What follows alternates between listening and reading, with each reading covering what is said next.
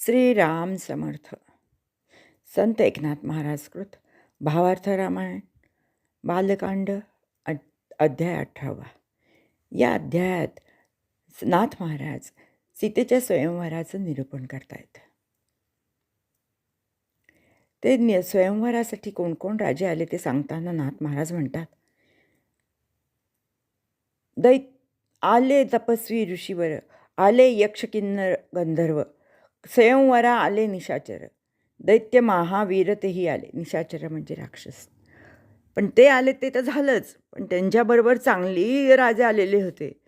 ते पण बघा, धैर्य वीर्य महाशौर्य, रूप गुणी गुण गांभीर्य, धर्माधर्माति औदार्य, ऐसे नृपवर येते झाले. जे गोब्राह्मणा साह्यार्थी, ज्यांची यशकीर्ती महाख्याती, ज्यांचे पवाडे पराक्रम म्हणजे स्वर्गी गाती, स्वयंवरार्थी ते येते झाले.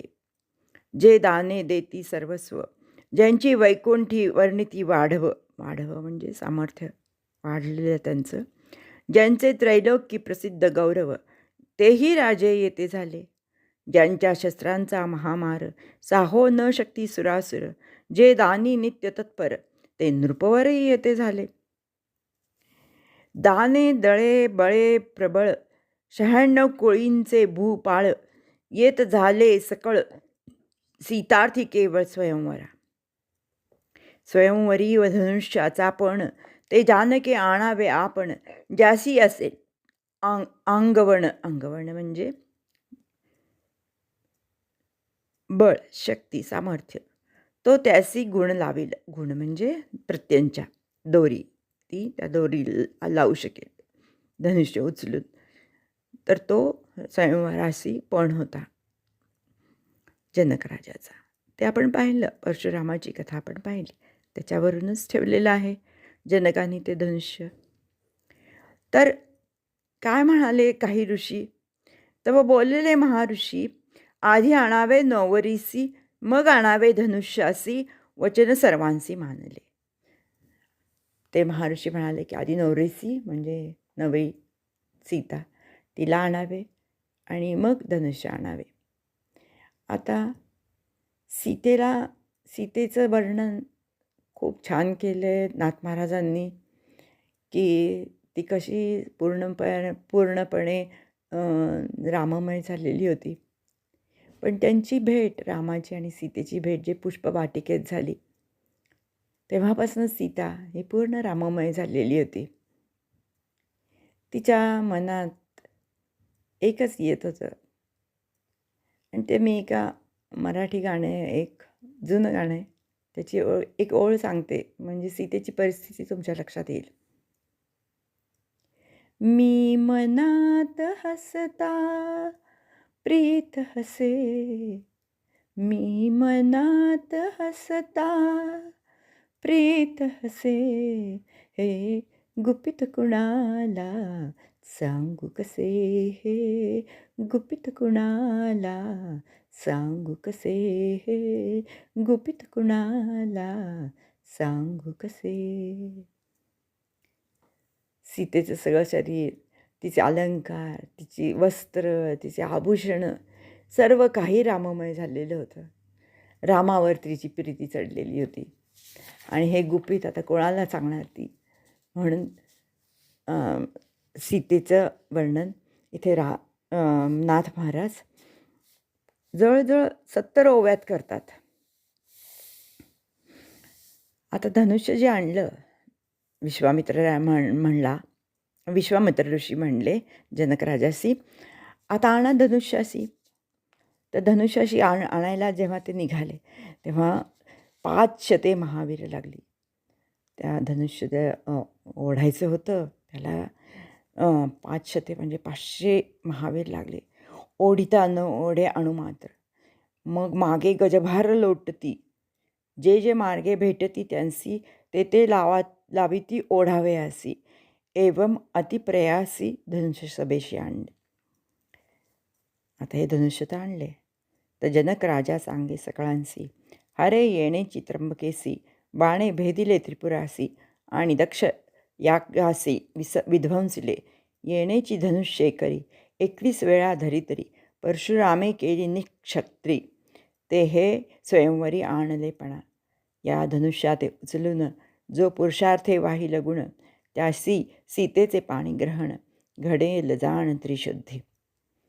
आता हे जे बलवान राजे जे जमलेले होते त्यांची नामावळ देतात बरं का नाथ महाराज, आणि त्याच्यात आपला श्रीराम कसा वेगळा आहे ते दाखवून देतात. तेव्हा हे श्लोक आहेत, हे या उभे आहेत ना, या मी तुम्हाला म्हणून दाखवते. शिखी ध्वज कुशध्वज, ताम्रध्वज गजध्वज, राम आलासे गरुडध्वज, भुभुजा लाज लाजावया. भुभुजा म्हणजे सर्व राजांना, गरुडध्वज त्याचं वाहन काय गरुड आहे ना. हां. सुरथ भरत विदुरथ, विचित्ररथ चैत्ररथ, गुप्त आलासे रघुनाथ, सीताकांत व्हावया.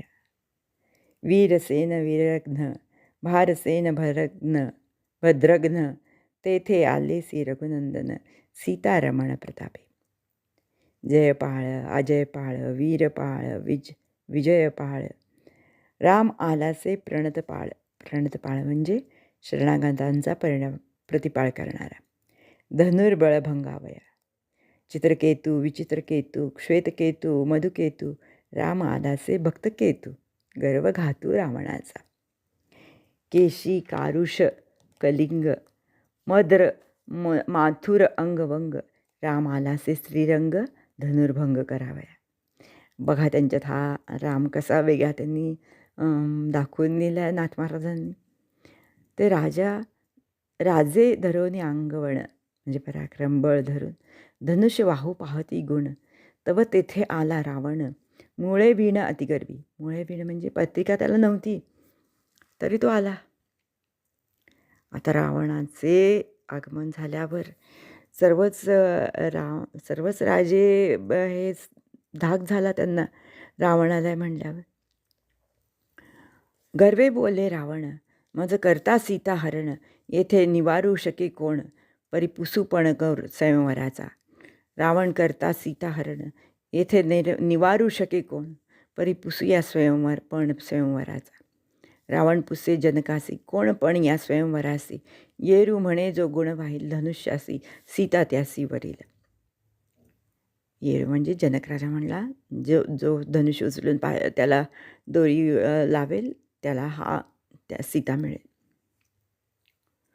तेव्हा ऐसी मग रावण उठला लवड सवडी, सभांगणी घातली उडी, धनुष्य तातडी धरू गेला. तो तळी राहिला माथा, तळवटवरी आला हाता, गर्वे न कळे लंकानाथा, पाभे सभोवाता सभेसी, म्हणे म्या वाहिला गुण, सीता आणा हाती धरून, सभेसी रावण जिंकला पण, वळंगोणी आपण गरजत. न उचलता सुद्धा तो म्हणतोय की मी उचललं धनुष्य आणि आता मला सीता द्या म्हणून. असे मग काय झालं, सीतेला खूप ते देखून या सीता थोर गजबजली चित्ता, म्हणे अगा हे उमाकांत, तुझे चाप सर्वथा न उचलू दे यासी. मग ती धरित्री मातेशी प्रार्थना करायला लागली की अगं तुझा जो सगळा जडपण आहे ना तो त्या धनुष्यात घाल आणि अजिबात त्या रावणाला उचलू देऊ नको. सर्व इंद्रियांशी पण तिने प्रार्थना केली, म्हणाली की ह्याची सगळी रावणाची सगळी इंद्रिय घात्र होऊ देत, त्याला पूर्ण अशक्तपणा येऊ देत आणि अजिबात त्याच्यात अंगात त्राण राहू देऊ नका की तो धनुष्य उचलू शकेल. तिने प्राणांचा प्राण त्याला पण बिनवलं की नाही, तू पण त्याचे प्राण सगळे एकदम क्षीण करून टाक आणि त्याला अजिबात ते प्राण त्याच्यात राहिले नाही पाहिजेत धनुष्य उचलायला. हे सगळं ऐकून मग सगळे देव तिच्या धावत तिच्यासाठी आले, सीतेसाठी आले. आणि काय झालं की रावणाची फजिती कशी झाली बघा. जेथे गर्व आणि अभिमान तेथे अवश्य वसे अपमान, तेणे गर्वेची रावण धनुष्या गुण वाहू गेला. तव ते पूर्वीच पालथे, बळे करू जाता उलथे, भोवंडिता न भोवे विसा हाते, रावणा भोते भोविन्नले. धरिता न धरवे महाभारी, लोटिता न लोटवे विसाही करी, येऊन आदळे उरावरी, पालथा शिरी पाडी येला.